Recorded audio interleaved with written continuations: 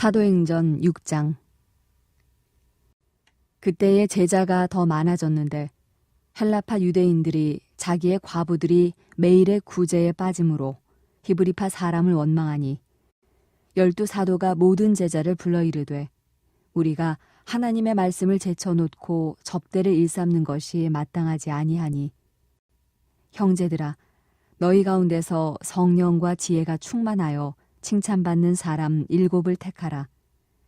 우리가 이 일을 그들에게 맡기고 우리는 오로지 기도하는 일과 말씀 사역에 힘쓰리라 하니 온 무리가 이 말을 기뻐하여 믿음과 성령이 충만한 사람 스데반과 또 빌립과 브로고로와 니가노르와 디몬과 바메나와 유대교에 입교했던 안디옥 사람 니골라를 택하여 사도들 앞에 세우니 사도들이 기도하고 그들에게 안수하니라.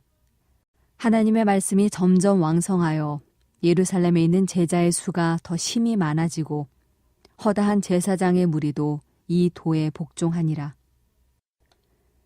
스데반이 은혜와 권능이 충만하여 큰 기사와 표적을 민간에 행하니 이른바 자유민들 즉 구레네인, 알렉산드리아인, 길리기아와 아시아에서 온 사람들의 회당에서 어떤 자들이 일어나 스데반과 더불어 논쟁할세 스데반이 지혜와 성령으로 말함을 그들이 능히 당하지 못하여 사람들을 매수하여 말하게 하되 이 사람이 모세와 하나님을 모독하는 말을 하는 것을 우리가 들었노라 하게 하고 백성과 장로와 서기관들을 충동시켜 와서 잡아가지고 공회에 이르러 거짓 증인들을 세우니 이르되 이 사람이 이 거룩한 곳과 율법을 거슬러 말하기를 마지 아니하는도다.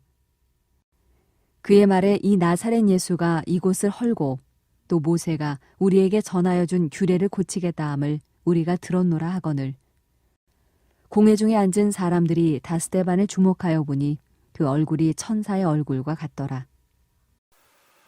오늘은 신앙의 밸런스라는 제목으로 함께 말씀을 나누고자 합니다.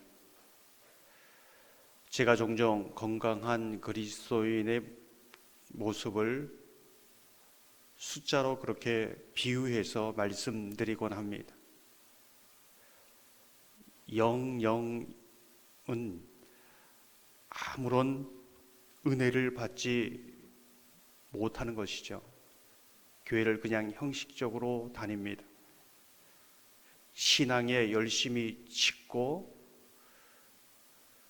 그냥 소위 말해서 선데이 크리스찬으로 살아가는 그런 모습입니다. 영백이 있습니다. 아무런 은혜를 공급받지 못하는데 은혜는 없는데 기도를 통하여 속사람이 강건해야 하는데 그래야 주의 일을 기쁨으로 감사함으로 감당하는데 그런 것은 없이 열심만 있습니다. 주의 일을 열심히 하면서 오히려 소진이 됩니다. 오히려 주님과 멀어지는 것이지요. 주의 일을 하면서도 주님과 멀어지는 이상한 일이 벌어집니다. 백영입니다. 은혜는 받는데 참 나는 은혜를 받아 이렇게 말하는데 아무런 헌신이 없습니다. 이런 사람은 영적 비만에 걸리는 것이지요. 백백이 있습니다. 은혜를 받은 만큼 그 은혜에 응답하면서 그 사랑에 응답하면서 헌신하는 것, 이것이 정말 건강한 그리스도인의 모습이요, 우리가 소위 말하는 행복한 그리스도인의 모습이고 자신뿐만 아니라 교회에 유익이 되고 또 든든히 서가는 모습이다, 이렇게 이제 볼 수 있는 것이지요. 오늘 본문을 보면 사도들도 집사들도 성도들도 들썩들썩합니다. 수많은 새가족이 오면서 소위 말해서 교회에 외적으로 부흥이 일어납니다. 새가족이 오면서 교회에 생기가 돕니다. 근데 얼마 가지 못해서 불평이 나오는 것이지요. 원망이 나옵니다. 어떤 문제인가? 표면적으로는 유대인과 교회 안에 유대인과 헬라파, 이제 이방인이지요, 서로 차별한다는 겁니다. 구제를 하는데 왜 헬라파 사람들은 자꾸 빠지느냐, 이제 이렇게 얘기하는 겁니다. 우리를 차별하는 건 아니냐, 원래부터 여기 텃세 놓는 것 아니냐, 이제 이런 이제 의미를 가지고 있습니다. 근데 왜 이런 현상이 교회 안에서 일어나고 있는가? 가장 은혜가 충만할 때, 부흥을 경험하는 가장 정점에 있을 때에 왜 이런 일이 일어나는가? 2절을 보면 이렇게 말씀합니다. 12사도가 모든 제자를 불러 이르되 우리가 하나님의 말씀을 제쳐놓고 접대를 일삼는 것이 마땅하지 아니하니.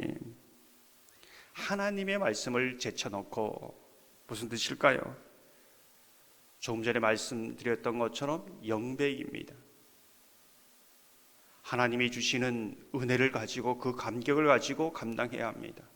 내가 주님의 일이 너무 많으면 더 많이 기도해야 되죠.